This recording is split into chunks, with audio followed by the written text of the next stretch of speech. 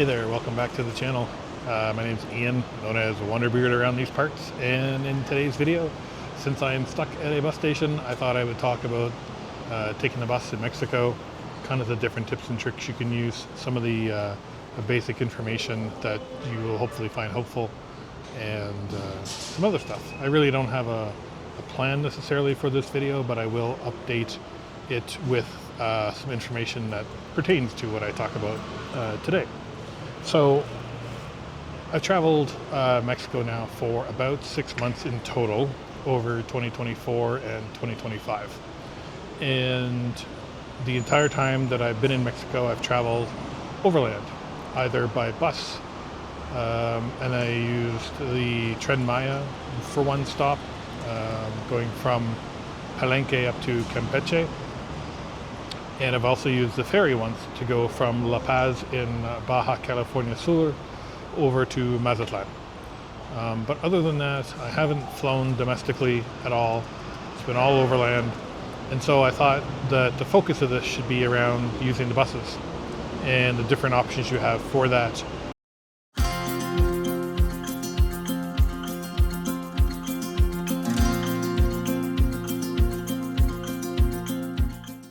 Regardless of where you are in Mexico, be it you're starting from the north, maybe in Tijuana, for example, or somewhere else along the US-Mexico border, or if you're as far south as Bacalar, as you exit Mexico to go down to Belize, or really anywhere in between. You have a lot of different options to get around the country overland. The easiest way, in my experience, but then also of course the most costly, is to use one of the main bus companies. Mexico is kind of not really split up, but it has three defined areas, I would say, where the three major bus companies and all of their subsidiaries, of which they each have plenty, travel. So if you're coming in on the west coast and you're heading down Baja, for example, or you head down the west coast, of the mainland, maybe down through Mazatlan or Guadalajara or something like that, the main bus company that runs that way is ABC Bus. And they do a really good job of covering off all of Baja, the connections onto the mainland in some regards. So ABC Bus is actually part of a larger group of bus companies run by Estrella, Blanca. I would argue they're probably the largest bus company in Mexico, in that they cover, as I said, Baja, parts of the mainland. They primarily cover all the way down to south of Mexico City. So they are very good at getting you around that part of Mexico. They have lots of different schedules and options, different rates for different types of buses. So they have like first class, they have like a platinum class, and then they have like second class and those types of things. They have a website, which I will put on the screen here. And I'll also show you this map, which isn't definitive, but gives you an idea of just how many of the states in Mexico that they operate in. If you are heading down, specifically down the Pacific coast on the mainland, from let's say Tijuana down to, I believe, as far as Mexico City, there's another bus company called TAP, T-A-P, and they also have I think a parent company called Omnibus, and they have again some subsidiaries as well, and they run basically a main line that goes from Tijuana to Mexico City and all stops in between. So they are covering a lot of the same ground that Estrella Blanca and ABC Bus does. They are a bit cheaper from what I've seen. I think their buses are a little bit older, so their prices are reflective of that, I guess the best way to put it. And then the third bus company is ADO Bus. Now, ADO Bus is probably the most modernized fleet in Mexico. They only run, however, south of Mexico City. So you'll see here on this map that they have very wide coverage from Mexico City right down through to the Yucatan, through the Mayan Riviera, and all points in between. They have a really good app as well for your phone if you want to book your tickets, or managing your tickets, provides you QR codes to scan to get onto the buses. all that sort of stuff. ABC also owns a whole bunch of different bus companies, or partner with, maybe in some cases. It's a little foggy on some of the details, but, and I'm just looking at a list here on my phone so I don't forget any. They have OCC, Diamante, Cristobal Colon, Estrella de Oro, Texcoco, AU, and Cuenca buses are some of the other bus companies that run as part of ADO. And there's others again on top of that. They have different classes, that sort of stuff. So personally, in my experience, I have not used TAP or Omnibus very much, I don't think, if at all, during my travels. I used ABC, which was a subsidiary of the Estrella Blanca group when I first came to Mexico, traveled down through Baja, and then initially on the mainland through like Mazatlan, Guadalajara. Well, once I got that far, I then started switching over to ADO. I forget exactly which city I was in when I switched over, but once I switched over to ADO, I pretty much used them the rest of the way. So they're pretty good. Their schedules are all online. I really haven't had any problems with them at all. Their buses are modern, they're comfortable, all that sort of stuff. So that all really makes a big difference. Now, having said that, all these bus companies are at a premium in terms of the cost of tickets.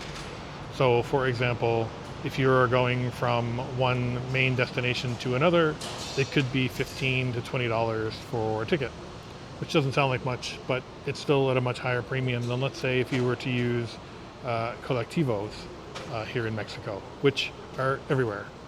Every city, going to every other city within its local network, there are Colectivo buses, which are basically like minivans, but with 15 to 20 seats in them, that will connect you also. They're a bit slower because they do a lot of pick-up and drop-offs as they go. There's no real like station-to-station type situations. They just kind of pick up and go along a destination until they get there. And then once they've arrived, everybody gets off at the end. Those are significantly cheaper than the main bus companies. I have taken similar routes, for example, I'll use ADO as the example. I used ADO for a route once that cost me about $15, and then the similar route back on a Colectivo was about $3. So it is significantly cheaper, and it's a great way to go if you really want to kind of ingrain yourself with the local kind of community, or you kind of want to get a feel for traveling like a local, as they say. So I've been traveling primarily with the main bus companies here in Mexico because the prices are still really affordable. The buses are big, they're comfortable, they'll check your bag and put it under the bus for you, all that sort of stuff, and that's all included. So that's kind of nice. If I flip this camera around, what you'll also see is that ADO and the other bus companies have fairly modernized bus stations. So here you can see there's ADO there all on the right-hand side. They've got some ticket counters there if you want to buy your tickets in person. Lots of waiting areas. There's some shops and stuff there. And this is pretty standard, pretty typical for most of the bus terminals that I've seen. They're all usually very busy. They usually all run from like 4 in the morning until well after midnight most nights.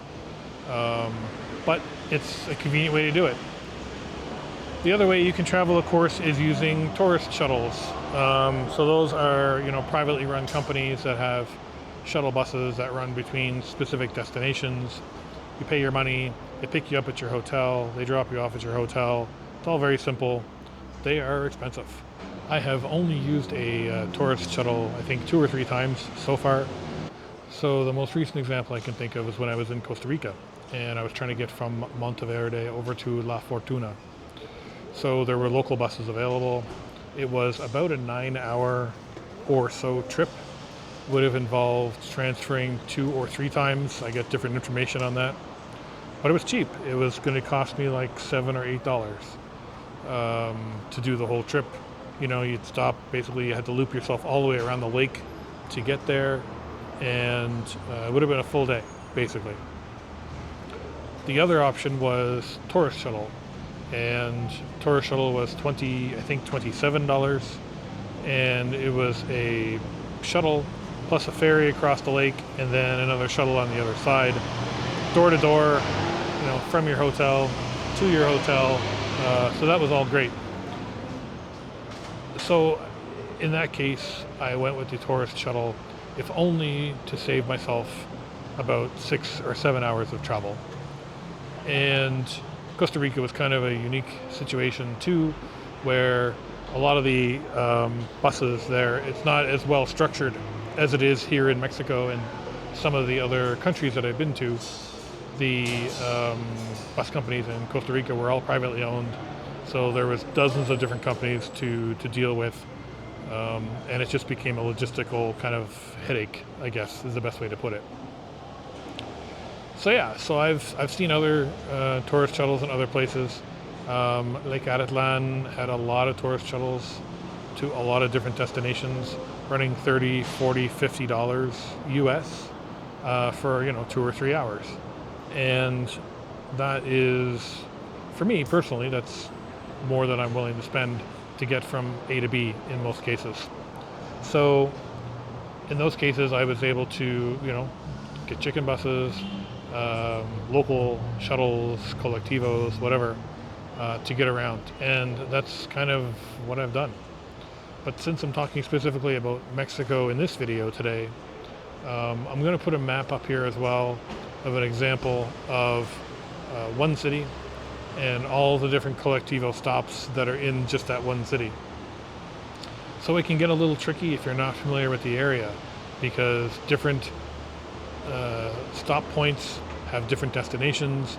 So you may think that you're going to one place where a bunch of Colectivos are, and it's going to take you to where you want to go, when in fact that's on the other side of town. So it can be a little confusing in that way sometimes too. But as always, the best way to find out any of this information is to just ask somebody. Ask the host at where you're staying. They usually have either the information that you need or can put you in the right direction for the information that you need. There's lots of information online. One of the best websites that I continue to use for a lot of kind of scheduling and figuring out bus routes and stuff is thebusschedule.com. And I'll put a screenshot. I've talked about this before a little bit, but I'll put a screenshot here on the screen. They have itineraries, maps, and information for a couple of dozen different countries in total. I think even more than that now. They continue to expand it all the time. And they had a ton of great information on there about going from point A to point B, the connections you'll need to make, if you have to switch buses, switch bus companies, and also most importantly, where the stations are in your destination and in your origin locations. Great resource. Website looks like it was made about 20 years ago, and I love that because it's no frills. It just gets you the information that you need, and then you can get on your way. So overall, I would say, getting around Mexico by bus is super simple.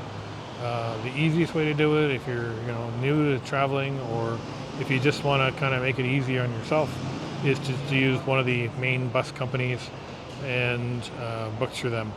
Like I said, ADO has a great app for their phone, which I'll put a screenshot of here. Estrella Blanca, I think, also has an app for their phone. I had some quirky, weird issues with some of their sites or some of their subsidiary sites. I think it all goes through a master booking site in the back end, but some of the front ends were a little like broken images and slow to load in some cases and those types of things. But as you go along, if you want to save some money and you want to be a bit more adventurous, then Colectivos are certainly one of the best ways to go. You can get all the information that you need from your local host or people in the area, and they are significantly cheaper and always exciting, to say the least.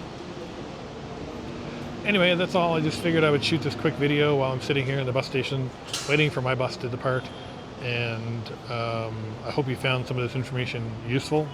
Again, none of this is sponsored. This is just kind of my own knowledge that I've acquired over traveling through the country, and I hope it's of some benefit to you. If you have any questions, or if you have any follow-up stuff you'd like to know about, more specifics, anything like that, drop a comment down below, and I will absolutely get back to you with the information that you're looking for. And if you did find this useful, or if this is your first time here, be sure to hit subscribe down below and give me a thumbs up on this video.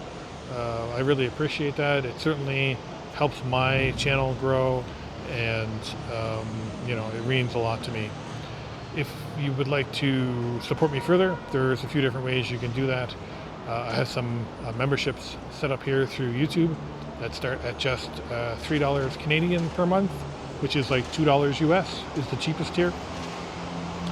I also have some one-time donation links down below for Bitcoin and PayPal if you prefer to do it that way. And I also have a merchandise store set up where I have hats and shirts and hoodies and tote bags and coffee mugs and all kinds of different things for sale. I've priced those as cheaply as I could. I only make a couple of bucks off of each one, but I wanted to price them cheap enough that would give people an opportunity to pick them up. And remember, life is short.